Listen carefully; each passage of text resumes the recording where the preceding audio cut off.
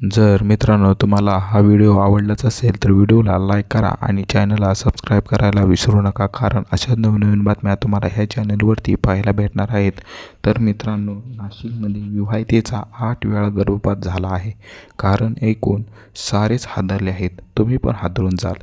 नाशिकमधील मन एकदम शांत करणारी घटना घडली आहे. नाशिकमध्ये प्रेमविवाह केल्याच्या एका विवाहितेचा "तू आमच्या जातीस नाहीस" असे म्हणत छळ करण्यात आल्याची घटना उघडकीस आली आहे.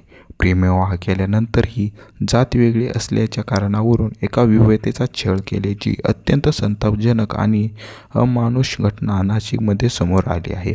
सासऱ्याच्या जाचाला कंटाळून अखेर पीडित महिला न्याय मिळवण्यासाठी पोलिसात पोहोचली असून या प्रकरणी मसरूळ पोलीस ठाण्यात गुन्हा दाखल करण्यात आला आहे.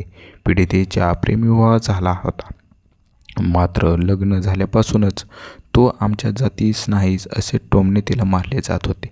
महिलेला दिवस गेल्याचे समजल्यावर सासूकडून "तू आमच्या जातीची नाहीस, तुझा मुलगा आम्ही स्वीकारणार नाही" असे सांगत गर्भपातासाठी दबाव आणल्याचा आरोप केला. तसेच सासऱ्याच्या लोकांकडून तिचा मानसिक आणि शारीरिक छळ देखील सुरूच होता. धक्कादायक बाब म्हणजे या छळाबाबत सासऱ्याच्या लोकांनी विवाहितेचा तब्बल 8 वेळा गर्भपात घडवून आणला होता. एवढेच नव्हे तर पीडितेच्या तक्रारीनुसार सासू-सासऱ्यांनी वारंवार शिवीगाळ करून मानसिक त्रास दिला होता. "तुला वेडी ठरवून मानसिक रुग्णालयात ॲडमिट करू" अशी धमकी दिल्याची आरोप करण्यात आला आहे. पुण्यातील नोकरी गेल्यानंतर जुलै 2025 नाशिकला आल्यानंतर छळ अधिक वाढल्याचे फिर्यादीत नमूद झाले आहे.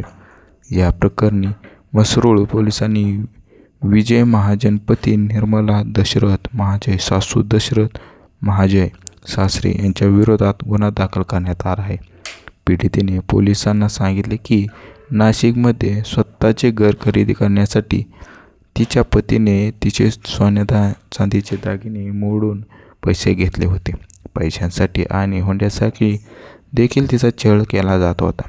यात वेगळी असल्याचे तिला सन्मानाने जगू दिले जात नव्हते.